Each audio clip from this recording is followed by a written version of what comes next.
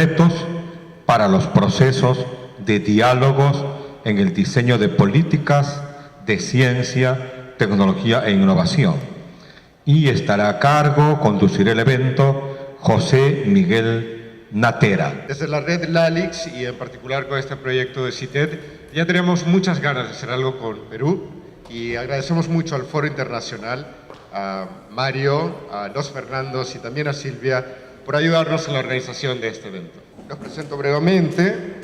Juana Kuramoto es maestra en políticas públicas por la Universidad Carnegie Mellon y actualmente es candidata a doctora en estudios de política en cambio tecnológico de la Universidad de Maastricht. Tiene amplísima experiencia en el manejo de temas de políticas de CTI. Francisco Sagasti es profesor en la Escuela de Graduados de la Universidad del Pacífico. También es investigador principal emérito del Foro Nacional Internacional y ocupó la presidencia del Consejo de Ministros de Perú para temas de ciencia, tecnología e innovación. Gabriela Dutrenit es investigadora y docente del posgrado en Economía y Gestión de la Innovación de la Universidad Autónoma Metropolitana Huancavelica, doctora por el Science Policy Research Unit de la Universidad de Sussex. Así que es un gusto estar aquí con ustedes. Vamos a hablar hoy de los retos que enfrentamos al momento de plantear diálogos para la política de CTI. Y empezaremos con la importancia de estos diálogos para la política de CTI. Llevamos muchos años con políticas gubernamentales, o sea, llevamos muchos años haciendo y tomando decisiones de arriba hacia abajo. Llevamos muchos años en los cuales nuestros gobiernos perciben, identifican problemas, ¿sí? Y toman decisiones sobre esos problemas. Bueno, ahora ya es hora de establecer o diseñar en la práctica, efectivamente, como decía Mario hace un rato, políticas públicas. Y bueno, las políticas públicas requieren la participación de los actores involucrados, de los stakeholders. Entonces necesitamos involucrar a los stakeholders. En ese sentido necesitamos que los distintos actores, las distintas comunidades, los distintos stakeholders, como le llamemos, ¿sí?, se involucren en la toma de decisiones, en el proceso de la política pública. Necesitamos esa participación. ¿Cómo hacerlo? Bueno, sin duda eso requiere muchas cosas, porque bueno, desde el lado de ustedes, las comunidades científicas, tecnológicas o empresarial, bueno, ustedes quieren que sus voces sean oídas. Nosotros como funcionarios, si es que somos funcionarios, ¿no? Nosotros como funcionarios necesitamos saber qué es lo que opinan las distintas comunidades, ¿sí? Ahora, ¿cómo dialogamos? ¿Cómo interactuamos? ¿Quiénes van a ser los que representan a esas comunidades? ¿Cómo hacemos nosotros como funcionarios públicos? ¿Cómo hacemos para poder tomarnos el tiempo, para dejar espacios para el pensamiento estratégico y tomarnos el tiempo para interactuar, para dialogar, para pensar y a partir de las opiniones que emerjan, poder incorporarlas en el diseño de la política pública? Claro que esto lleva más tiempo, va a hacer que el proceso del diseño de la política sea más lento, pero sin duda va a tener un impacto mayor en la medida en que las comunidades se van a ver representadas.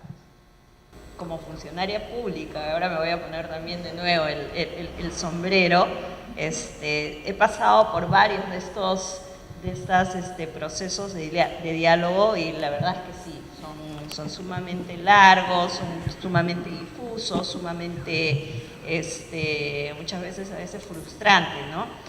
Y yo sí creo que si bien es cierto es necesario escuchar a los actores, también es cierto que tiene que haber una fase de preparación previa, porque hay mucho trabajo de por medio que se ha hecho antes, que quizá de repente no se haya hecho con la apertura tan grande, pero sí definitivamente es un trabajo en el que no solamente se han definido cosas, sino que también se han intentado hacer cosas y donde hay lecciones aprendidas que es necesario también recabar, ¿no? Y eso es importante para, de alguna manera, delimitar la amplitud y el alcance de ese diálogo, porque yo creo que una de las cosas, por lo menos que afecta acá al Perú, es que generalmente queremos solucionar todo con una sola acción y eso no es posible. Definitivamente no es posible y hasta cierto punto es contraproducente porque lo que genera es una no primero una no acción y una no solución a aquello que pretendemos atacar, ¿no? Y obviamente eso genera frustración y además un tema de después de no querer participar y de no legitimizar, ¿no? Entonces yo creo que hay que encontrar un balance, porque sí es necesario tener una visión un poco más acotada de para qué se hace este diálogo, qué cosa es lo que queremos encontrar y de esa manera, bueno, en la sesión anterior se habló de cómo se eligen los actores, etcétera, etcétera.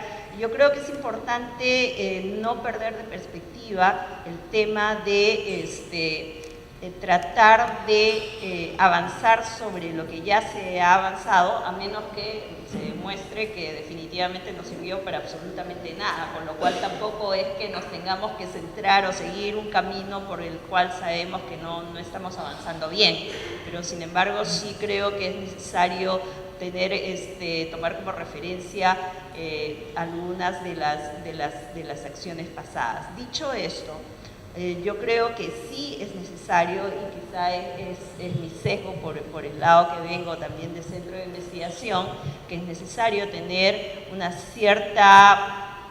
cierto marco conceptual en la cabeza con el cual empezar a ordenar y de repente identificar qué cosas son las necesarias a trabajar, ¿no? Y en base a eso, sí, definitivamente empezar a tratar de involucrar a todos aquellos actores que sean necesarios, ¿no? Yo creo que han habido experiencias, en el Perú todavía no lo ha habido, pero en el caso de México, en el caso de Brasil han habido estas experiencias que ahora, gracias a la tecnología de información, se hacen consultas masivas que realmente han definido o han ayudado a definir las políticas nacionales de ciencia y tecnología. Recuerdo que en una reunión anterior de CITED justamente se habló de una experiencia en México para definir cuáles eran los temas puntuales o cuáles eran los problemas que la gente común y corriente veían en términos de ciencia y tecnología y para definir prioridades básicamente. Y salieron cosas que a cualquier funcionario público que está metido en el tema no se le hubiese ocurrido, como el tema de la salud mental, por ejemplo. Que me llamó bastante la atención porque realmente cuando se habla de salud se habla de cualquier otra cosa menos de eso. Sin embargo, lo vemos en nuestras ciudades cuando vemos a la gente que está deambulando por las calles y bueno, vale decir ahora que estamos hablando tanto de la violencia física contra las mujeres, etcétera, y la cantidad de crímenes que hay, obviamente tiene que haber un tema que está muy imbricado con el tema de salud mental en nuestros países. Entonces, yo sí creo que ¿cómo se llama? Hay que encontrar este balance entre definitivamente abrir la puerta a los diferentes actores que están ahí y de repente encontrar líneas de trabajo que no habíamos pensado desde el lado del gobierno, pero también por otro lado tener una suerte de marco que permita ordenar y de alguna manera direccionar esta búsqueda y por supuesto ver las lecciones aprendidas que se hayan podido dar en el curso anterior con respecto a estos esfuerzos. Bueno, yo soy muy malo para jugar este papel de roles, en el sentido que me ha tocado jugar estos papeles ya hace muchos años y realmente volver atrás a cada uno de ellos es difícil. Yo lo que considero el papel que podría jugar es el que creo que ahora me toca hacer, ¿no? Que es el pasar de promover diálogos y todo eso a la acción política directa. Entonces yo me estoy metiendo en política, a la tierna edad que tengo, ya me decidí meter y trabajar con un partido político, ser un ideario, y para mí lo que hay que hacer realmente, francamente, ya no es tanto convencer. Ya me pasé más de 40 años de mi vida tratando de convencer. Ahora me toca tratar de ver cómo uno llega al poder y desde el poder hace esta cosa. ¿Por qué? Porque todos los casos que he visto de éxito en términos de desarrollo de capacidades de ciencia y tecnología y política científica y tecnológica han tenido un consenso a los niveles más altos del gobierno para remontar cualquier obstáculo. Me decía un amigo hace algún tiempo que la diferencia entre los países de Asia y de América Latina es que la mayoría de los ministros y hasta presidentes en Asia son ingenieros, mientras que en América Latina son abogados. Yo creo que eso explica en cierta medida los problemas que tenemos nosotros. Pero como ya estoy asumiendo un rol político, directamente yo voy a hacer lo que hacen los políticos. Muchas gracias por la pregunta, yo ahora contesto la que yo tenía preparada. Quisiera empezar con una anécdota que muestra los límites de lo que es el diálogo en general. Hace muchos años, cuando empezamos en ITINTEC, les voy a decir 1973, estaba en el directorio de ITINTEC y en ese momento teníamos al gobierno militar. Y el gobierno militar había pasado una ley por el cual obligaba a todas las empresas, como es en Venezuela, a dedicar el 2% de la renta neta para hacer investigación y desarrollo. Y si no lo hacían, tenía que pasar a un fondo común estos recursos. Es un impuesto dirigido, digamos. Cuando presentó un proyecto un general director del Instituto de Estudios Avanzados de la Fuerza Aérea, lo rechazamos, no tenía ni ton ni son, era un absoluto desastre. Por supuesto, en el gobierno militar, a la semana siguiente, vemos que se arma un escándalo en la puerta de la oficina, entra y de repente irrumpe en el directorio el general a quien habíamos rechazado el proyecto. Entonces, ¿qué quiero conversar con usted? Bueno, sentamos todos allí, un diálogo con él, y empezó a gritar, a decir que cómo era posible, que estábamos atentando con la defensa nacional. Y nuestro director ejecutivo, nuestro amigo Isaías Flit, en esa oportunidad empieza a convencerlo con mucha paciencia, y a los 10 minutos el general le dice: mire usted, ingeniero, creo que me ha convencido, este proceso de diálogo es muy interesante. ¿Cuándo nos reunimos de nuevo para intercambiar ideas? Y Isaías le contesta: no, general, no quiero intercambiar ideas con usted, salgo perdiendo. Ese fue el argumento de él. Muchos de estos diálogos que tenemos, uno sale perdiendo cuando intercambia ideas. Y eso creo que es un límite absolutamente real. Y hay que, digamos, no nos olvidemos de que no todo diálogo es beneficioso, lleva a buen lugar, a veces es simplemente un intercambio de prejuicios, a veces deriva en un intercambio de insultos, y por lo tanto, además de todo lo que han dicho de preparación, de escoger a los actores, de conseguir el apoyo, de plantear las cosas bien, hay que tener un plan B en caso de que esto termine como han terminado. Y acá en el Perú hemos tenido, por ejemplo, diálogos, entre comillas, sobre la necesidad o no de un Ministerio de Ciencia y Tecnología, que han terminado realmente, si quieren después les contamos las anécdotas después para que vean cómo no hacer un diálogo. Pero lo que sí me gustaría destacar, y me parece importante, que han dicho varios de ustedes esta mañana, pero que está todavía medio escondido. Estamos pasando a una nueva etapa en términos de cambio tecnológico, descubrimientos científicos, globalización, sociedad del conocimiento, sociedad de la información. El conjunto de cambios que vienen y van a venir por los próximos 20 o 30 años son fundamentales. Estamos en un punto de quiebre, estimo yo y varios otros colegas también, tan serio y tan importante como aquellos a principios de la revolución científica, con ese grado. La pregunta que me hago yo es: estos diálogos, el contenido de la política científica y tecnológica, ¿tiene que ser la misma en este nuevo contexto? Yo creo que ahora estamos pasando a una nueva concepción, yo diría, a una nueva etapa en el proceso de formulación de políticas y en el proceso de diseñar los instrumentos para formularlas y ejecutarlas.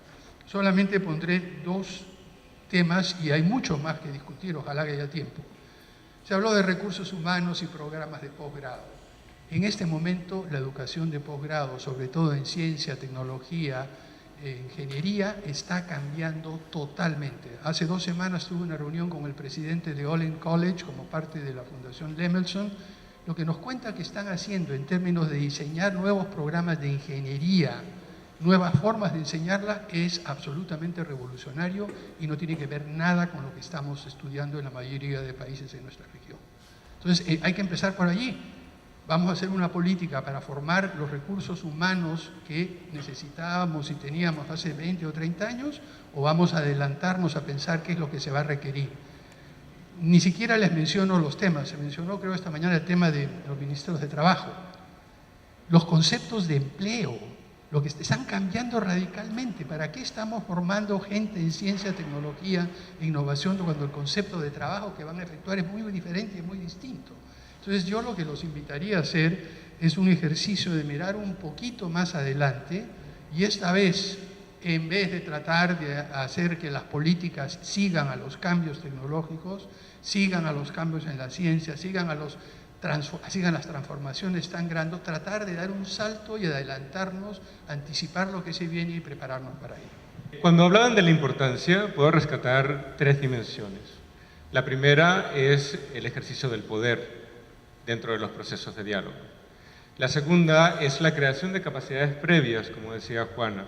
Ese trabajo que hay que hacer antes de comenzar a dialogar. Y finalmente, la importancia que tiene el diseño y la estructura del proceso del diálogo o del no diálogo, en cualquiera de las 2 dimensiones.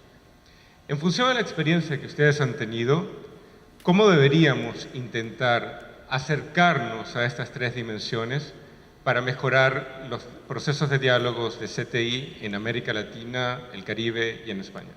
Bueno, yo creo que son tres pilares fundamentales, ¿no? Si bien es cierto, yo creo que hay poder a distintos niveles. Tenemos un poder que es el que emana de las instituciones, cuando son instituciones generalmente las que están participando en los procesos de diálogo, y lo mencionó Paco en la sesión anterior, ¿no? Esto del ente rector, ¿a quién le corresponde hacer qué cosa? ¿O quién es más importante que mi institución frente a este tema en particular? Yo creo que hay un desorden también en términos de la institucionalidad del Estado que se ve reflejado justo ahí, ¿no? Entonces, ese es un tipo de poder que muchas veces se trata de ejercer, pero que al mismo tiempo tiene una serie de condicionantes que tienen que ver con la estructura organizacional del Estado, pero creo que más importante aún tiene que ver con los recursos con los que se cuentan. O sea, en términos de política pública, si algo he aprendido es que si no vienen con los recursos financieros para ejecutar justamente o hacer el seguimiento de ese diálogo, de los resultados de ese diálogo, estamos hablando de nada. Entonces, muchas veces la institución puede no tener un poder o tener un lugar prominente, pero si tiene los recursos, definitivamente va a tener poder fáctico, ¿no?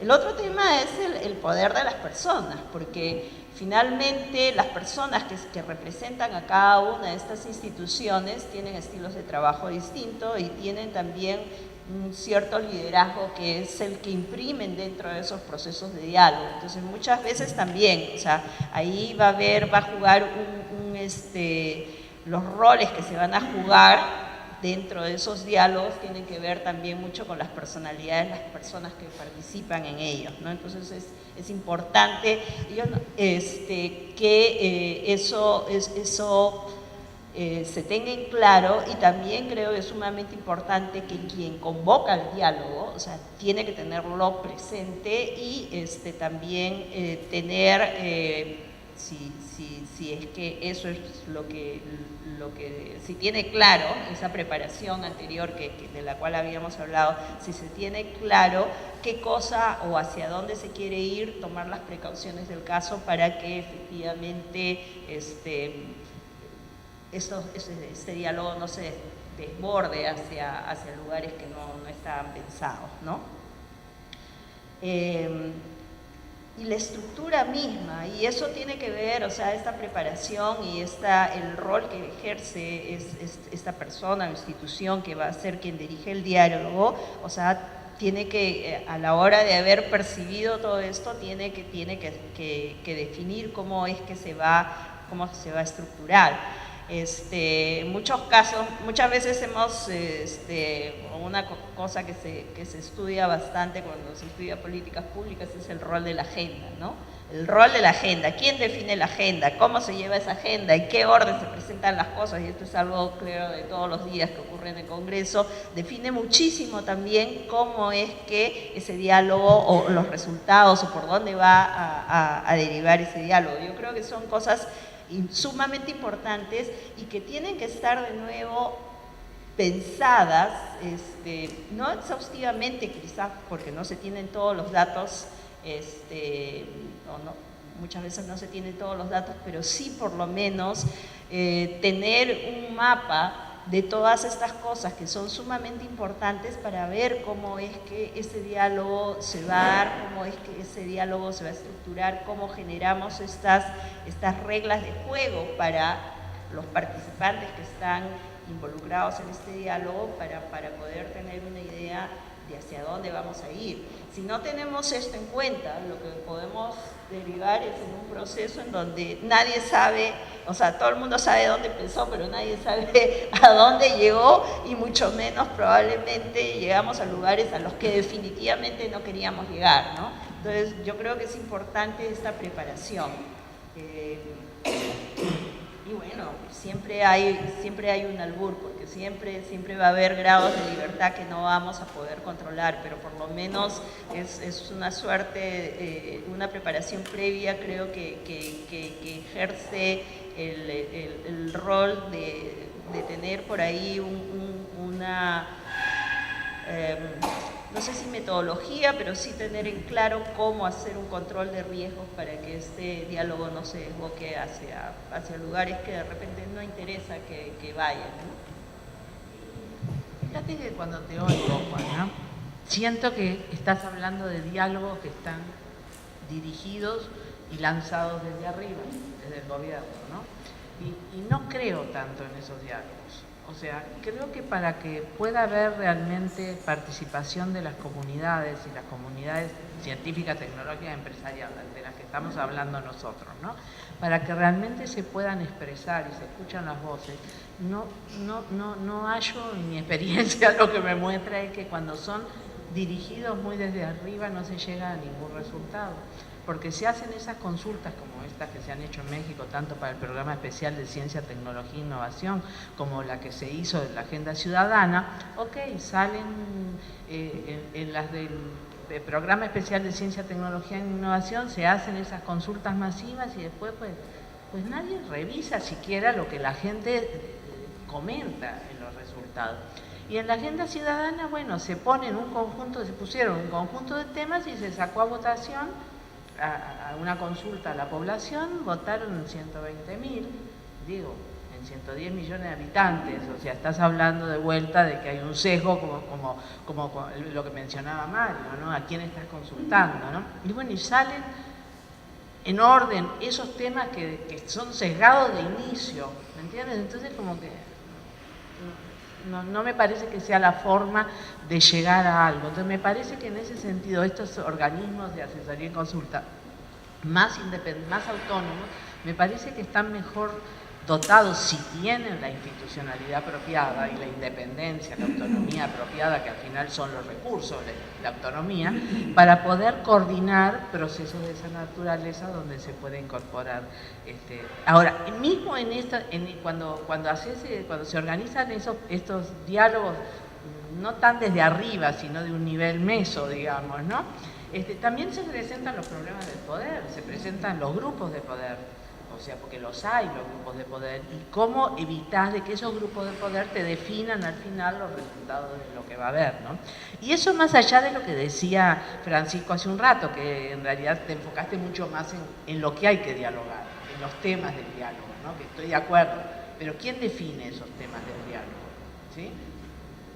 Ahí sí creo que tiene que haber una posición más desde arriba. En la definición de los temas me parece que sí se requiere, porque bueno, los que están al frente del área de ciencia, tecnología e innovación, para algo están, ellos son los que tienen que mirar estratégicamente, ¿no? Pero una cosa es la definición de los temas o propuestas para empezar a hablar de los temas, y otra cosa es el propio proceso de diálogo, ¿no? Y por otro lado, no, sin duda que hay que organizar súper bien ese proceso, incluyendo en la sesión anterior se hablaron de muchos de los aspectos que es importante considerar en los procesos de diálogo, en todo el diseño de todo el proceso de diálogo, incluyendo, como se señaló, el tema de cómo se le va a dar seguimiento, cómo se va a evaluar después, las dificultades para evaluar el impacto, por supuesto que las hay, son enormes, ¿no? Pero en el diseño necesitas incorporar todo eso, porque si no te quedás al nivel de que hubo interacción entre las comunidades, se logró generar algún consenso, pero después no hay ningún impacto porque no se le da el seguimiento y no se hace la evaluación, ¿no? Ahora, de acuerdo a la naturaleza que se decida, al problema que se está analizando y a quiénes son las comunidades que hay que involucrar, hay que seguir también hay que definir de antemano una metodología específica. Hay muchas metodologías sobre procesos de diálogo y eso ya está muy trabajado, no muy, porque no hay suficiente literatura todavía, porque no hay suficiente evidencia que haya sido sistematizada sobre la naturaleza del proceso de diálogo con las distintas metodologías, pero ya hay literatura que, como tú dices, pues tenemos que aprender de lo que existe y sobre esa base hacer avanzar el conocimiento. Ahora en el tema de los procesos de diálogo, yo le agrego para el diseño de las políticas públicas, porque hay muchos procesos de diálogo de muchas naturalezas, ¿no? En el proyecto de CITEC nuestro, del LALIS y CITEC, nos hemos enfocado en procesos de diálogo en CTI para el diseño de políticas públicas de CTI. Bien, es sumamente interesante las preguntas y los comentarios. Hace algunos años, refrésqueme la memoria, no sé cuándo, hicimos un trabajo para el BID sobre un estudio de los procesos de diálogo social, en la cual caracterizamos diferentes tipos de diálogos, vimos la experiencia del Perú, vimos qué se había aprendido y todo eso. Y como tú dices, pudimos identificar varias metodologías, factores de éxito y todo. Pero refiriéndolo digamos, específicamente al tema de ciencia y tecnología y a las preguntas que tú pusiste, los 3 cuantos temas, déjame decirte algunas cosas que surgen de la experiencia en términos de organizar estos diálogos. En primer lugar, todo el tema de poder que mencionaste, y el tema de poder es clave, ¿no? Y sea un diálogo dirigido desde arriba o emergente desde abajo, el poder está involucrado todo el tiempo. Y esto en la práctica tiene que ver, creo yo, por lo menos con 3 factores o elementos en términos de poder. El primero y el más interesante, me parece a mí, es el poder de convocatoria. Cuando una de las cosas que hemos aprendido es que dependiendo quién llame, quién va a la mesa. Entonces, hay pocas personas en diferentes instancias, lugares y momentos que tienen ese poder, el poder de convocatoria, que es clave. Si no se cuenta con una persona o con un grupo que tiene eso, no va a pasar nada. Esa es la primera cosa. Además del poder de convocatoria, durante el proceso de diálogo uno tiene que demostrar algo que mencionó Paco y alguna persona más, la legitimidad. Es decir, alguien es legítimo cuando aquellos que están participando reconocen su autoridad. O sea que la primera tarea de un proceso después de esa capacidad de convocatoria es que el grupo salga de abajo, salga de arriba, reconozca la autoridad de aquellos que lo van a conducir y que lo convocan. Y esa entrega de legitimidad tiene como contraparte la capacidad de ejercer liderazgo. Si no tenemos una persona capaz de ejercer liderazgo que sabe utilizar esa legitimidad que ha sido conferida por el grupo, estamos fritos. Entonces, para mí, el poder en un diálogo tiene que ver con esas 3 frases clave: convocatoria, legitimidad y liderazgo, sea emergente, como tú bien has dicho, desde arriba.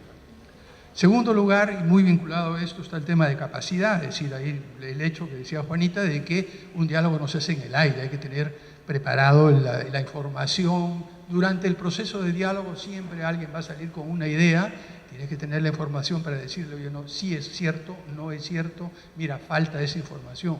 Y eso es preparación, y definitivamente. Y a la hora de hacer la agenda uno tiene que tener toda la información de base, o por lo menos el acceso en línea para poder demostrarlo y parar debates estériles. ¿Cuántos procesos de diálogo hemos visto en la cual la discusión es sobre un hecho que es fácilmente comprobable, pero nadie tenía la información?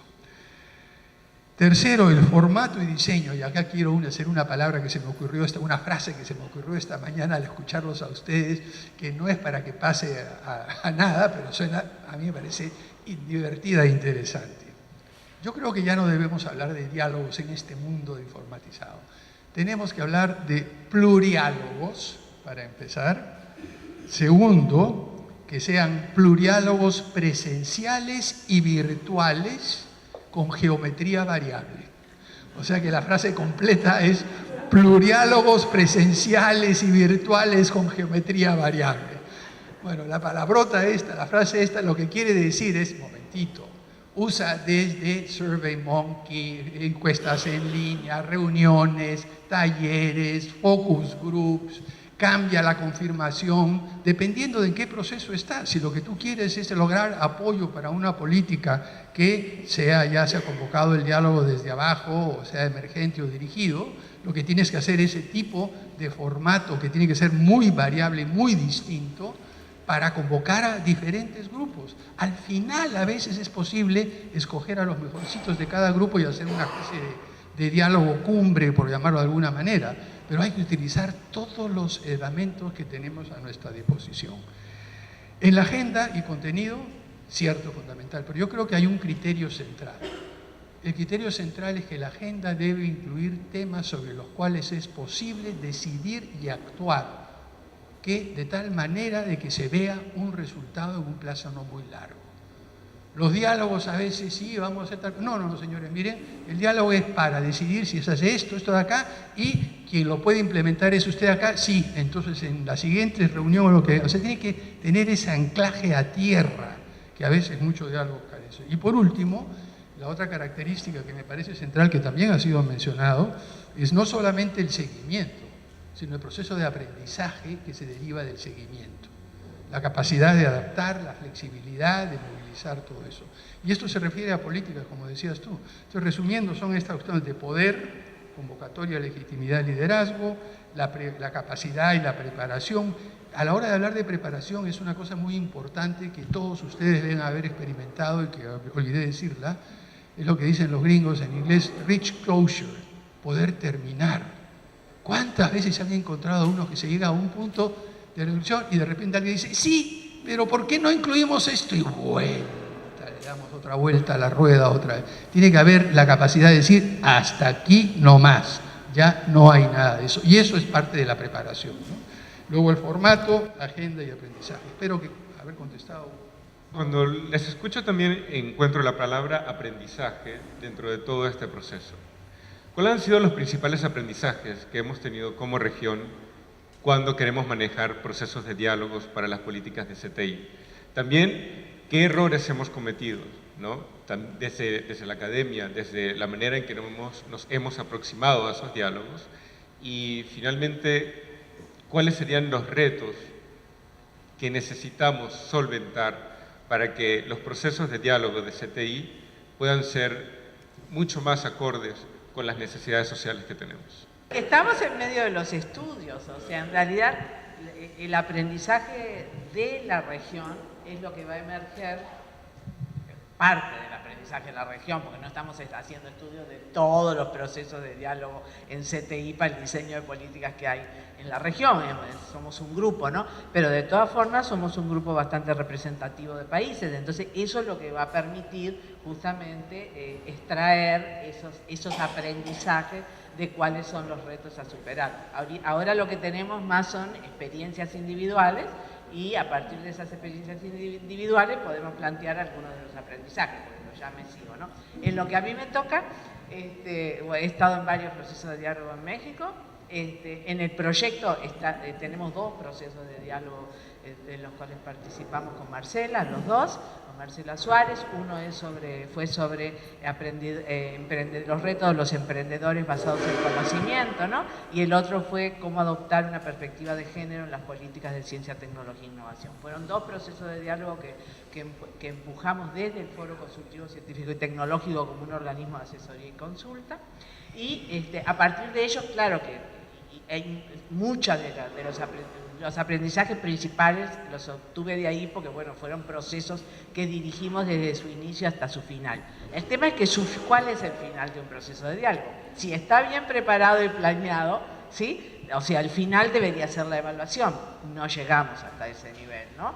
justamente una de las experiencias faltó incorporar el tema del seguimiento. ¿Quién va a hacer el seguimiento de los resultados del diálogo? Entonces el diálogo, los dos diálogos fueron diálogos muy interesantes donde participaron las comunidades, donde participaron funcionarios públicos que son los que van a recibir, son los que tienen que recibir las recomendaciones, porque eran diálogos para las políticas de CTI, pero sin embargo pues no se planeó suficientemente hasta llegar a la etapa del seguimiento. Entonces en el caso de los emprendedores pues quedó en la entrega a los funcionarios públicos de las recomendaciones, muy bonito, ahí estaban los funcionarios públicos, pero después nadie le dio seguimiento. Por supuesto que seguimos viendo hasta el día de hoy impactos de ese diálogo, ¿sí? Pero lo concreto es que no se llegó al cumplimiento de las recomendaciones porque faltó eso, faltó el seguimiento. En el caso del diálogo sobre la perspectiva de género, sucedió que tampoco se planeó, pero emergió un grupo de mujeres, ¿sí?, que tomó en sus manos las recomendaciones que salieron del proceso de diálogo y ellas mismas le dieron continuidad al seguimiento y a mejorar incluso las recomendaciones. Pero también cuando analizamos ese caso, donde emerge un grupo que asume ser los que tienen que darle el seguimiento, también ahí hay que ver quiénes son los grupos, cómo se dan, quién es el que recibe, porque en todos los casos, también otro de los aprendizajes y relacionado con esto, es que y se mencionó un poco en la sesión anterior, es quién es el que recibe como funcionario público y el interés del funcionario público también en el proceso de diálogo. Lo que nos pasó en el diálogo de la perspectiva de género es que la directora de desarrollo, adjunta de desarrollo científico en CONACYT, es directora, es mujer. Entonces, claro, ella tenía interés en el tema de la perspectiva de género. Entonces, ella participó en el proceso de diálogo, tomó las recomendaciones, comenzó a incorporar en la medida de lo posible, porque algo que no se habló es que también los tiempos que lleva incorporar recomendaciones que salen del proceso de diálogo en el diseño de las políticas, porque los diseños de las políticas tienen sus tiempos. Se hacen al inicio del gobierno de una administración, se hacen poco en el resto de la administración, se hacen mejoras de los instrumentos a lo largo de una administración, pero introducir un cambio, muchas veces, sobre todo en programas o instrumentos que son más complejos y articulados y más transversales, introducís un cambio en uno y tenés que hacer en otro y en otro. Entonces cualquier cambio en el diseño, o sea, es realmente difícil, ¿no? Entonces es fácil decir, aquí están las recomendaciones y introduzcanlas en el diseño de la política, pero ese paso es un paso muy complicado. Entonces también hay un tema de timing, del tiempo en el cual se hacen los diálogos. O sea, si es el tiempo apropiado antes de que haya finalizado el proceso de diseño de los instrumentos, entonces pues ahí vas a tener mucho impacto, ¿no? Entonces eso te hace que hay que pensar en comenzar los procesos de diálogo al fin de una administración y al inicio de la otra, para poder culminar el proceso cuando se está comenzando el diseño del proceso. Bueno, digamos, estas son algunas de las que me quedaron a mí porque me quedó claro que cometí errores, ¿no? Entonces, esos son los que tengo más claro. Sí. Bueno, en mi caso estaba pensando en qué procesos de diálogo había participado con respecto a ciencia y tecnología y voy a rescatar dos. Uno que es cuando se definió la política de ciencia y tecnología, en realidad fui llamada para sistematizar y varias veces en realidad me ha tocado sistematizar trabajos de gente que ya venía trabajando en una suerte de diálogo, así que lo que tenía que hacer era ordenarlos, porque lo que normalmente sucede es que todo el mundo tiene buenas ideas, todo el mundo quiere plasmar esas ideas y que esas ideas queden dentro del documento final, pero esta gran cantidad de ideas no termina resumiéndose en algo. Entonces, la labor que me ha tocado hacer varias veces es justamente sistematizar y empezar a decantar y a poner, hasta cierta, sí, a reducir y poner indicadores, traducir y definir indicadores para posteriormente poder hacer ese seguimiento. En uno de los casos, en el caso de la política de ciencia y tecnología del 2008 creo que fue, en realidad nunca se llegó a eso, se llegó a tener un listado de buenas intenciones, como muchos de los planes que tenemos.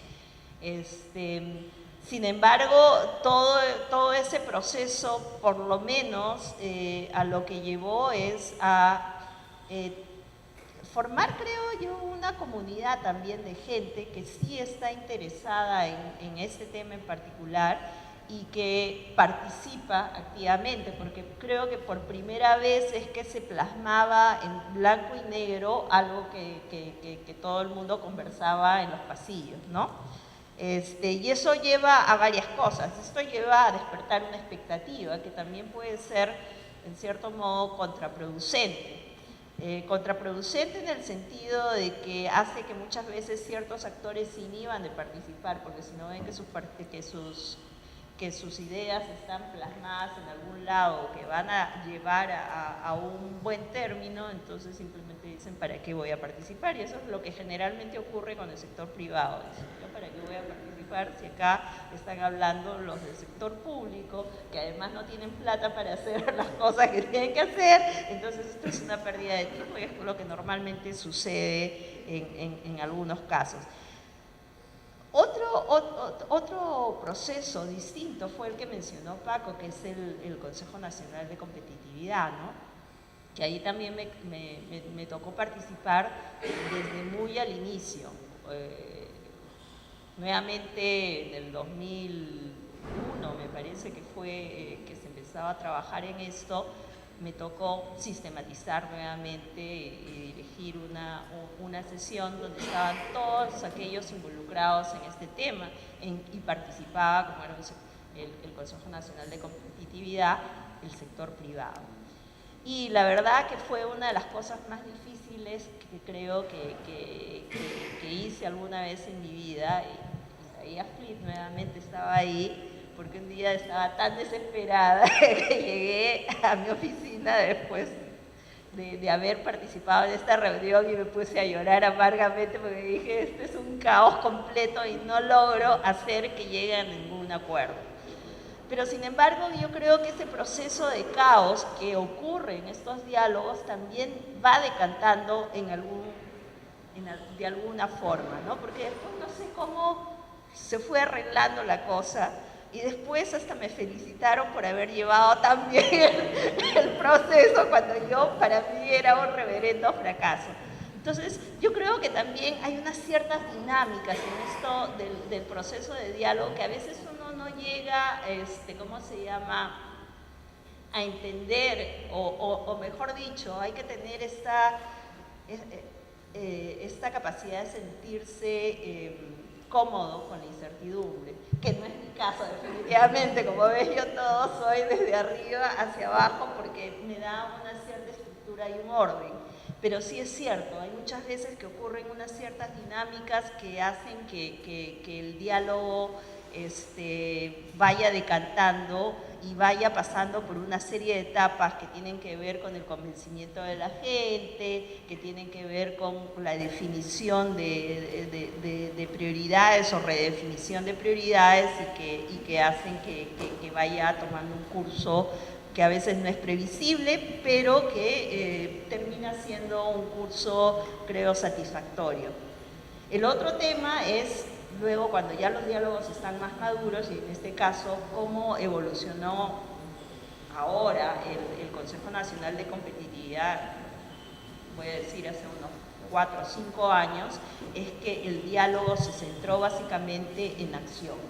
Y ese diálogo centrado en acción lo que hizo fue de que se trabajase muchísimo en tener indicadores o metas que tuviesen indicadores y que se pudiesen revisar continuamente para ver si se habían logrado los resultados.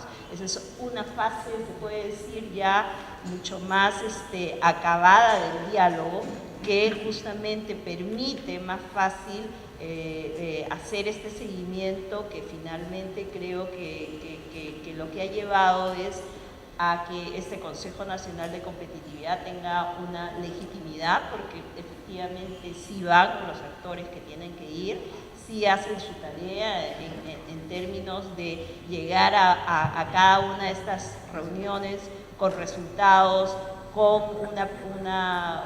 un informe de todo lo que han hecho y también de nuevo hay una supervisión por parte de los que llevan este diálogo de estarte llamando cada cierto tiempo para decir, oye, ya pasaron el primer trimestre y quiero ver si es que ya hay resultados, cómo se va trabajando. Entonces yo creo que son fases distintas, pero sí, definitivamente el proceso inicial a veces puede ser sumamente caótico, pero es que hay unas dinámicas y alguien habló de dialéctica, ¿no? Porque precisamente se va formando en el camino, ¿no?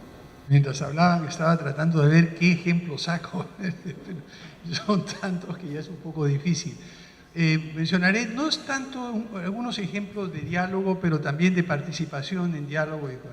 1980, transformación del Consejo Nacional de Investigación en Consejo Nacional de Ciencia y Tecnología, se nombra el nuevo directorio del CONCITEC, primer CONCITEC, todos científicos del más alto nivel, el presidente, todos matemáticos, físicos, biólogos, geólogos, de todo. Un ingeniero y yo, que era de política de ciencia y tecnología. Bueno, lo que les puedo decir es que el diálogo al interior de ese consejo fue un diálogo muy interesante, muy fructífero, pero era todas las semanas, toda una mañana, a discutir en detalle los temas específicos de cada propuesta que se recibía y se le iba a dar $3.000 o $4.000 a un investigador. Yo les decía, pero por favor no perdamos el tiempo, que el presidente decida hasta $50.000 y de ahí en adelante en el directorio. ¿A dónde voy con esto? Pues yo renuncié a los 3 años. Son mis amigos todavía y los quiero mucho, pero simplemente no estaba dispuesto a perder el tiempo. Ellos consideraban de que sí, que la tarea central de un miembro del consejo directivo era estudiar la metodología y si eran $5.000 o $7.000. Dije, me renuncié y me fui. La lección que saqué de ahí es que uno tiene que tener profesionales en toma de decisiones sobre temas de política y eso no necesariamente son los científicos que tienen otra concepción, otra prioridad. Eso hace muchos años, pero lo doy como un ejemplo de que a veces perdemos mucho tiempo en estos diálogos en cosas absolutamente de minucias y pequeñeces. El segundo es el ejemplo que ha dado Juanita, el de 2008, que se convocó por la institución acá una discusión en varias mesas. Resultado, 253 líneas prioritarias en el plan y la parte de implementación, un párrafo. Se formará un comité especial para cada una de estas áreas para que pongan en práctica el plan. Eso es justamente el tema de no tener nada práctico. Era una cosa absolutamente en el aire y de esos ha habido muchos. Felizmente ya son cada vez menos. Y el ejemplo del Consejo de Competitividad y muchos ejemplos que tú has mencionado. ¿Qué lecciones saco de toda esta experiencia? No solo de esos dos, sino de muchos otros más. Y déjenme mencionar solo 2 lecciones. Les hablé al principio en la intervención anterior sobre el tema de capacidad de convocatoria, de poder, de liderazgo, de legitimidad. Y esto es algo que se construye. No es algo que uno es legítimo o es líder o tiene capacidad de convocatoria. Y eso toma tiempo y esfuerzo, como han dicho varios de ustedes. Una de las primeras cosas que, para mi sorpresa, la mayoría de la gente que acude a los diálogos no se prepara. No lee, no sabe. Primera cosa, leerse todos los documentos. A veces uno se queda hasta tarde, pero probablemente será una de las 2 o 3 personas que se hayan leído todo y cuando se venga a discutir la cosa, uno ya sabe de qué se está hablando y eso genera autoridad dentro del grupo porque nadie más lo ha hecho. Segundo, imparcialidad. Estar listo a escuchar puntos de vista diferentes, distintos y no llevar su idea preconcebida, sino estar dispuesto a sorprenderse. Y muchas veces, como he mencionado, salen cosas de donde uno menos lo espera. Entonces tiene que ser imparcial y dispuesto a sorprenderse. Tercero, apertura a ideas totalmente contrarias a las que uno tiene. Que al principio genera uno diciendo, ¿de dónde sacó esta imbecilidad? Inmediatamente y decirse, a ver, ¿dónde tiene algún lado interesante esta propuesta? ¿Dónde tiene algo? Y eso ayuda a entender los puntos de vista de las otras personas. Además de eso, hay que conocer a los participantes. Cuando yo estaba en diálogos un poquito más complicados que los de ciencia y tecnología en el Banco Mundial y todo, cuando teníamos que decidir sobre cosas bastante significativas, lo que hacía era saber quiénes van a participar. No había Google en esa época todavía, pero me leía su currículo, conseguía acá saber quién es, si había alguien que lo conocía, qué piensa esa persona, qué piensa ella, qué piensa él, y llegar preparado teniendo una idea de con quién va a enfrentarse uno en el diálogo. Y por último, tener un mínimo de noción de manejo de dinámica de grupo. En qué momento hablar, en qué momento callarse, en qué momento hacer una síntesis, en qué momento plantear algún tema nuevo, y eso son cosas que se aprenden, hay coaches y expertos en estas cosas. Estas son las cosas que hacen lo que les había dicho, construyen recursos de poder y lo convierten a una persona en alguien capaz de convocar, capaz de liderar, capaz de tener la legitimidad que le confiere otro. Y si no hacemos eso, y ahí viene el último punto, si no formamos jóvenes y gentes que sepan hacer eso, no vamos a tener diálogos fructíferos, útiles sobre cualquier cosa. Entonces, el último punto que diría es cómo formamos una nueva generación de jóvenes profesionales en políticas de ciencia y tecnología, uno de cuyos conocimientos centrales sea precisamente cómo participar, organizar diálogos y cómo construir recursos de poder en estos procesos. Finalmente, queremos abrirlo al público por si hay alguna pregunta para los panelistas. Buenas tardes, Paul Soplin. Evidentemente se plantean muchos desafíos en el tema de construir diálogos, como Francisco lo señaló, multidiálogos y de geometría variable, pero reviste una complejidad mucho más cuando este diálogo lo trasladamos, por ejemplo, a regiones, donde, bueno, en Lima encontramos cierto nivel de capacidad formadas, cierto nivel institucional, pero en regiones es un poco, por lo menos en la peruana, es un poco más complejo la situación, porque no hay muchas, no en todas las regiones hay un líder que conduzca todo ese proceso de diálogo, o incluso capacidades internas para ver de qué cosa vamos a ir discutiendo, qué cosa es CTI y hacia dónde vamos a marchar. Y mucho menos también veo en el tema del desarrollo, de la comprensión del empresariado. Los gremios son gremios representativos o no, o incluso hay regiones cuyo tejido empresarial es mínimo, por lo cual la capacidad de diálogo entre el policymaker con los empresarios se reduce sustancialmente, ¿no? Me gustaría que comentaran alrededor de estos temas de más o menos descentralización y condiciones, ¿no? Gracias por toda esa lluvia de ideas sobre diálogos. Una pregunta que encontré en los tres y que me ha venido preocupando también para el caso de Colombia es la longitud del tiempo o el papel del tiempo en el diálogo. O sea, decían que llorabas porque no encontraban resultados, pero después sí. Francisco decía, uno no ve nada, pero después como que sí. Entonces, la pregunta que tenía era, primero, Francisco decía cerrar un diálogo, saber cerrarlo. Primero, pues, o sea, es como complicado hacer eso, pero ¿cuál es la experiencia en términos de longitudes? Porque muchas veces, también cuando uno mira literatura de resolución de conflictos y demás, las rondas sirven para, no sé si ablandar las posiciones y demás. Pero entonces, además, son dos preguntas en una. Una es como la longitud, cómo la perciben, y la segunda es los costos de esa longitud, porque esos procesos son costosos en términos de tiempo y económicos, seguramente. También un poco en la línea de la primera pregunta acerca de las diferencias entre un país en términos de regiones, de capacidades, de actores, etcétera, y aludiendo al título de este conversatorio acerca de diálogos inclusivos, ¿de qué manera los elementos que ustedes han discutido hasta ahora se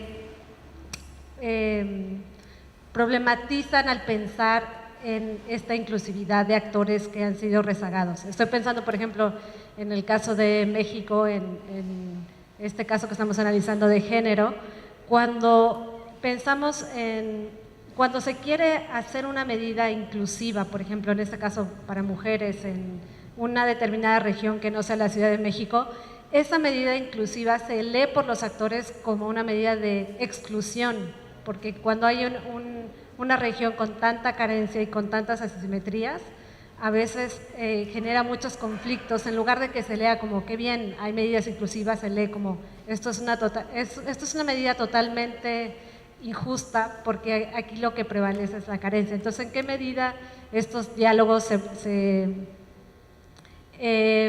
problematizan cuando se tienen que pensar en diálogos inclusivos, o de qué manera creen que estas dimensiones que ustedes han planteado se transformen? Yo quería ir a la primera parte de Sagasti cuando menciona lo que se está viviendo, ese cambio hacia la sociedad global del conocimiento. Hoy en día lo que está rigiendo la I+D+I son disrupciones tecnocientíficas. Hay grandes proyectos donde los recursos financieros que se están destinando a las actividades de ciencia, tecnología e innovación se están orientando hacia la convergencia tecnológica, lo nano, lo bio, lo info, lo cogno, nanotecnología, biotecnología, ciencias cognitivas y tecnologías de información y comunicación. En Europa, el proyecto europeo le agrega lo filo, lo antro y lo socio, lo filosófico, lo sociológico y lo antropológico, de manera que la sociedad tiene cosas que decir allí. Si ese tsunami tecnocientífico que está viviendo la humanidad, que yo estoy de acuerdo y trabajo en esa línea, se orienta hacia los distintos dilemas de esta nueva sociedad que estamos viviendo en el siglo XXI. Uno de ellos, rápidamente, se estima que para el 2050 estaríamos sobre 12.000 millones de personas. La UNESCO estableció en 2010 que estábamos sobre los 7.000 millones. ¿Cómo vamos a alimentar a esas personas? ¿De dónde provienen los recursos para alinear todo ese cambio que se va a vivir en los próximos días y está en tránsito? Y los nuevos paradigmas de la educación, que fue otro de los temas que se tocó. Hoy en día lo interdisciplinario es lo que está comandando. Ya en MIT o en estas universidades de los países de mayor desarrollo están elaborando trabajos para que los nuevos perfiles que van a salir al mercado sean mecatrónicos, sean nanotecnólogos, sean biotecnólogos, y no es lo disciplinario lo prioritario. Entonces, pensar en los diálogos nuestros que estamos hablando, y recordé un poco en esta dinámica una lectura que hice de Jean-Jacques Salomón, cuando él decía, los países periféricos tienen que seguir, no tienen que hacer investigación y desarrollo, tienen que seguir. Yo cuando leo el paper, o sea, el título, me molesto mucho, y resulta que lo que Jean-Jacques Salomón estaba proponiendo allí era precisamente generar esa discusión de fondo de verdad por dónde deben ir los tiros, ¿no? Y hablar de otros elementos. Entonces, este tipo de diálogos, yo estoy a un nivel ya macro de discusión y de tendencias, pero también tenemos que tomarlos en cuenta independientemente de ese mosaico de realidades que vimos en las exposiciones de esta mañana, ¿no? Entonces, ver el caso de Costa Rica o el caso de República Dominicana, o por dónde van los tiros en los distintos diálogos que se están generando desde la perspectiva de los casos que estamos estudiando en el proyecto, va un poco vinculado en esa línea.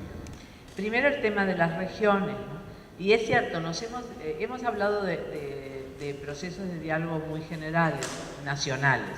Nosotros, en el caso del proyecto, sí estamos estudiando algunos procesos de diálogo regionales o locales, porque sí tienen una dimensión distinta, tienen preguntas distintas, ¿sí? Hay esos problemas que tú mencionas sobre el tema de las regiones. Normalmente en las regiones, y no en todas, o sea, porque las regiones son heterogéneas. Caso de Perú, pero estoy segura que así es, ¿no? Hay regiones más avanzadas en términos de las capacidades científicas, tecnológicas y de innovación, y hay regiones más atrasadas, ¿no? Entonces, si pensamos en las regiones un poco más atrasadas, hay un tema de capacidades para desarrollar el propio proceso de diálogo. Pero por otro lado, en las regiones, en las localidades, tienen la ventaja del enfoque. Digo, puedes enfocarte mucho más fácilmente a un problema muy específico, que es mucho más difícil cuando el diálogo es un diálogo nacional, ¿no? Entonces tienes a los actores involucrados en el tema, enfocados a un problema, y también hay, cuando Francisco decía, bueno, pero también, o sea, cuando hay esos diálogos de alto nivel necesitas conocer muy bien a las personas. Bueno, en las regiones sucede eso, cuando sientas a dialogar, o sea, los que dialogan se conocen. Entonces hay todo ese aspecto. Entonces, cuando uno baja a nivel regional hay desventajas, pero también hay ventajas interesantes. El tema es cómo se explotan esas ventajas que tiene el desarrollar un diálogo a nivel local, ¿no? El tema del tiempo que se mencionaba, ¿no? en el diálogo, ¿no? Eso es bien difícil, porque o sea, aquí mismo en los que hemos comentado, se han comentado procesos de diálogo largos, de largo plazo, procesos de diálogo más cortos. Por ejemplo, lo que nosotros hicimos con Marcela, en lo que participamos en el caso de México, el diálogo de los emprendedores duró 6 meses más o menos, ¿sí? El diálogo de género duró también más o menos 6 meses, pero después, como hubo este grupo de mujeres que lo tomó, pues ha sido un proceso de diálogo que ha durado 2 años con distinta intensidad, ¿no? Entonces, o sea, sin duda, no sé, a mí me parece que un proceso de diálogo tiene que ser corto, porque si no, no se llega a un resultado. Es muy difícil llegar a una posición si se va dejando a lo largo del tiempo. Entonces es mejor adoptar metodologías que te permitan enfocarte a llegar a un resultado en un periodo de tiempo corto. Ahora, también uno puede pensar en diálogos como, ¿cómo se llama eso? ¿Sí? Puntuales, pero intermitentes, ¿no? Porque bueno, también tienes esa situación. Y me parece que es difícil pensar en un tiempo apropiado, ¿sí? Porque cada naturaleza del mismo proceso de diálogo te dice algo distinto. Y un punto que yo mencioné antes, pero quisiera volverlo y se mencionó mucho en la primera mesa, es el tema de los resultados. O sea, si incluimos dentro del proceso de diálogo, como hay que incluirlo, ¿sí? El seguimiento y la evaluación, ¿sí? Entonces la evaluación es tan gelatinosa, o sea, es tan difícil llegar a ver exactamente el resultado, porque los resultados de esos procesos de diálogo a veces emergen 1 año, 2 años, 3 años después. Y claro, los que participaron en el diálogo pueden ver claramente, eso es un resultado, ¿sí? Entonces el tema de ese proceso es muy complicado. Y el punto de inclusión-exclusión que planteaba Marcela, pues tiene muchas formas de abordarlo, ¿no? Porque uno podría ser el tema del sesgo de los grupos, o sea, de quienes participan en el proceso de diálogo, ¿no? Entonces ahí siempre hay una exclusión. El tema es si se está incluyendo a los que hay que incluir, ¿sí? Y es complicado decir quiénes son los que tienen que ser incluidos. Entonces el error, o sea, la posibilidad de que haya exclusiones, por supuesto que ahí está siempre latente y creo que es medio difícil de evitar, ¿no? Pero también está el tema de que hay que incluirlo desde la preparación. Es un tema de la preparación, el cómo ser inclusivos lo más posible. Pero también está el tema del poder. Se puede mirar el tema de la inclusión y la exclusión desde el lado del poder. Porque, bueno, los grupos que participan, y cuando hay grupos fuertes, grupos de poder, ¿sí?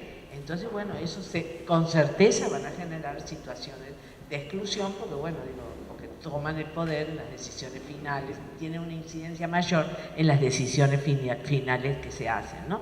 Pero bueno, yo creo que uno tiene que ver un proceso de diálogo como a la Schumpeter, ¿no? Como un proceso de destrucción creativa, porque por supuesto que los resultados de cualquier proceso de diálogo, si pensamos en los iniciales, en los temas iniciales que planteaba Francisco, o sea, se va a plantear algo que beneficia a unos y que hace que tengan menos poder otros por los resultados de ese proceso de diálogo.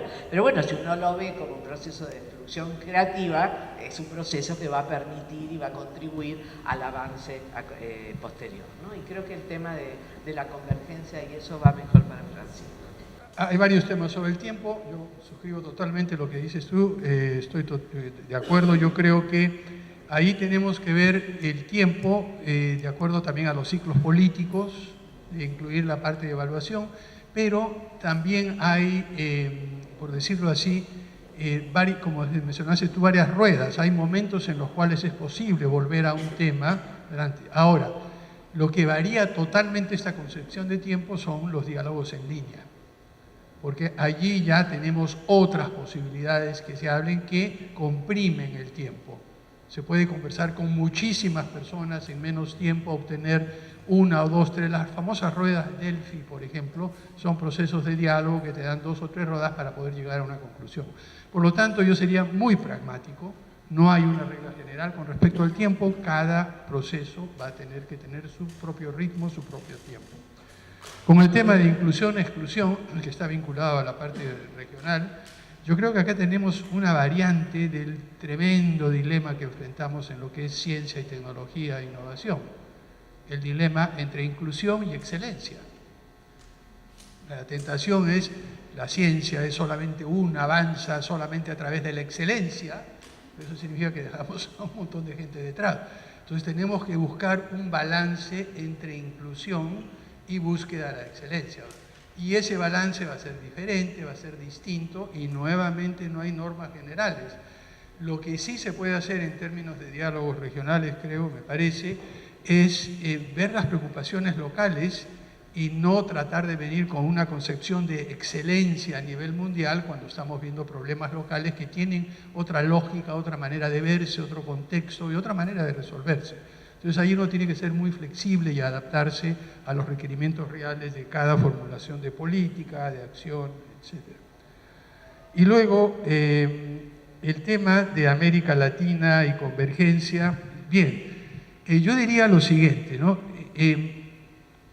Para poder correr hay que saber caminar primero y trotar un poco. Entonces, tenemos que reconocer que en muchos países de la región todavía no tenemos una masa crítica de recursos humanos, ni siquiera en disciplinas específicas, y menos aún en estas áreas transdisciplinarias, interdisciplinarias. Para mí, lo más importante en la actualidad es un proceso masivo de formación de recursos humanos de alto nivel, con programas de maestría y programas de posgrado. En la región tenemos algunos muy exitosos y muy buenos, pero lo que nos falta, como han dicho varios de ustedes, es ver cómo podemos socializar estos programas a nivel de toda la región. Pero yo creo que esa va a ser prácticamente la única manera. Ahora, eso es una cosa que no teníamos tiempo de decir aquí, pero ya algunos de mis amigos peruanos me han escuchado sobre esto, y algunos que han estado en conferencias que he dado en otros lugares. Cuando uno mira objetivamente, simplemente viendo las características de las diferentes regiones del mundo en términos de recursos disponibles para enfrentar los desafíos del cambio climático, los desafíos económicos, los desafíos de producir alimentos, etcétera, de los próximos 50 años. No hay ninguna región del mundo que esté en mejor situación que América Latina y específicamente América del Sur. No hay ninguna. Tendremos el dividendo demográfico por lo menos hasta 2040 en promedio. Y otros países no lo tienen. Ciertamente no Europa, no lo tiene Japón, no lo tiene Rusia, no lo tiene China. Tenemos además una diversidad de recursos naturales. Tenemos diversidad de fuentes de energía, diversidad de fuentes de agua, diversidad biológica, diversidad de ecosistemas, diversidad forestal, diversidad de suelos. Tenemos diversidad de fuentes de agua, es la región del mundo que más recursos de agua tiene per cápita y la tendrá por los próximos 30 años. Tenemos suficiente tierra para cultivar y producir alimentos en cantidad que nos va a sobrar. Tenemos las mejores pesquerías del mundo para poder tener recursos pesqueros. Tenemos diversidad cultural dentro de la región, pero al mismo tiempo con un solo idioma, que nos entendemos en portuñol desde el Río Grande hasta la Patagonia, incluyendo España y Portugal también, por supuesto. Metamos Iberoamérica. Vayan ustedes a Europa, vayan a África, vayan a Asia. 100 kilómetros, 3 idiomas, 4 alfabetos distintos y todo. Cuando uno empieza a analizar y se da cuenta que los desafíos que vamos a tener, dicho sea de paso, en la región hemos aprendido también, hasta cierto punto y desgraciadamente no en algunos de los países todavía, que la violencia no nos lleva a nada. Hemos aprendido que la insensatez económica no nos lleva a nada. Entonces hay un cierto proceso de aprendizaje social lento que también tenemos, que otras regiones del mundo no lo tienen. Uno junta todo esto y dice, pero por Dios, si tuviéramos eso que nos falta, conocimiento, gente preparada, y liderazgo, no nos para nadie a mediados del siglo XXI. La segunda mitad del siglo XXI puede ser el siglo de América Latina. Y no nos damos cuenta de eso. Termino con una anécdota. Cuando di esta charla, ¿tenemos acá algún argentino? Dos. no sé si está, di esta charla en Buenos Aires hace año y medio y por poco me matan. Terminó la reunión y se acercaron varios amigos y decían, pero Francisco, ¿cómo te atreves a decir que estamos tan bien? Si todo es una desgracia. Yo les dije, el problema es que tenemos que otra de las características de la región es un pesimismo permanente, consuetudinario, ¿no? Y varios de mis amigos argentinos fueron los que dijeron eso. En realidad me queda poco por añadir, ¿no? Con respecto al tema de las regiones, es cierto, hay una falta de capacidades. Y yo creo que juntando con el tema de tiempo también, muchas veces, por lo menos en mi experiencia, no necesariamente con el tema de ciencia y tecnología, pero en otros temas, hay una necesidad de hablar y de expresarse precisamente porque ha habido una exclusión tan fuerte que muchas veces el diálogo se alarga incesantemente, pero es que quieren hablar de otras cosas, no quieren hablar exactamente del tema en ciencia y tecnología. Y entonces yo creo que sí, eso es un espacio que hay que dar porque una vez es así como se conocen los que participan en el diálogo y adquieren confianza, y eso es importantísimo para después poder arribar a algún lugar en común. Entonces, definitivamente creo que sí, hay que de repente invertir un poco más de tiempo en regiones que nunca han participado de un diálogo, sobre todo si estas regiones después tienen que decantar sus decisiones o tener una silla en los diálogos nacionales. Es necesario, yo creo, que darles esa posibilidad.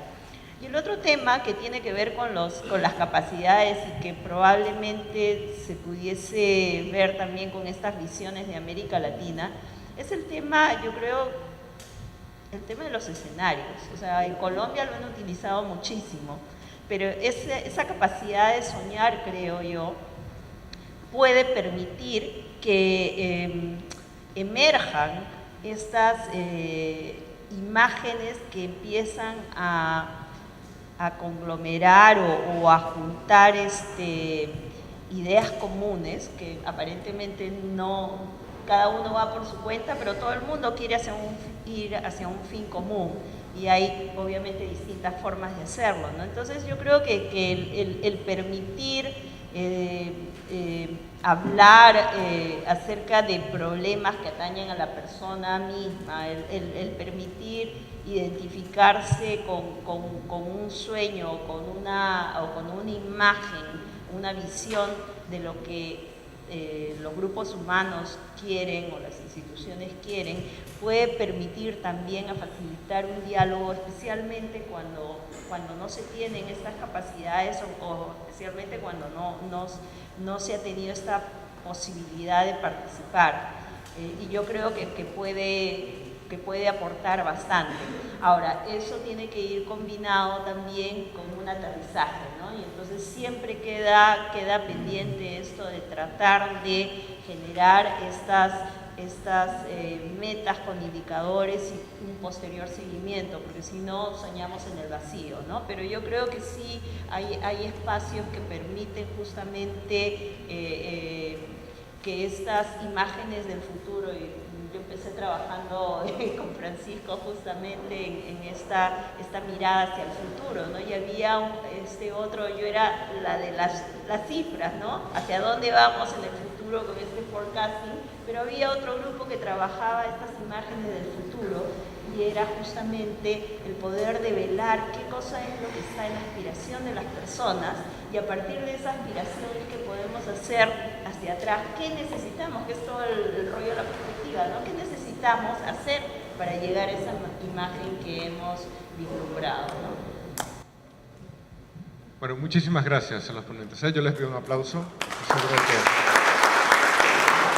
todos estamos de acuerdo en lo interesante que ha sido la presentación. Como grupo CITED venimos investigando estos temas y la idea es que próximamente se haga publicado muchos de estos resultados de manera más amplia, ¿no? Agradecemos a todos los colegas peruanos que han venido, alumnos, colegas del entorno, a todos nuestros invitados de la región. Creo que ha sido una mañana muy fructífera de intercambiar y de reencontrarnos intercambiando ideas. Y simplemente resaltar de toda esta conversación que el diálogo nos ayuda a generar estos vínculos, no solamente dentro de nuestros países, sino también en la región, y ahí vemos un capital social que tenemos que retomar, y dentro de este paradigma de objetivos de desarrollo sostenible, el capital social pasa a ser un elemento importantísimo para construir esa rentabilidad que queremos formar hacia futuro, ¿no? Y como me decía una alumna que está acá presente el semestre pasado, que le enseñaba y le preguntaba ¿cómo se dice pobreza en quechua? Y ella me decía huacho, ¿no? Que significa huérfano, que significa falta de vínculo. Y qué mejor que el diálogo para crear esos vínculos y fortalecer nuestra capacidad de generar nuestra riqueza desde la región. Entonces, con estas palabras quiero cerrar y agradecerles por estar acá a todos ustedes. Gracias.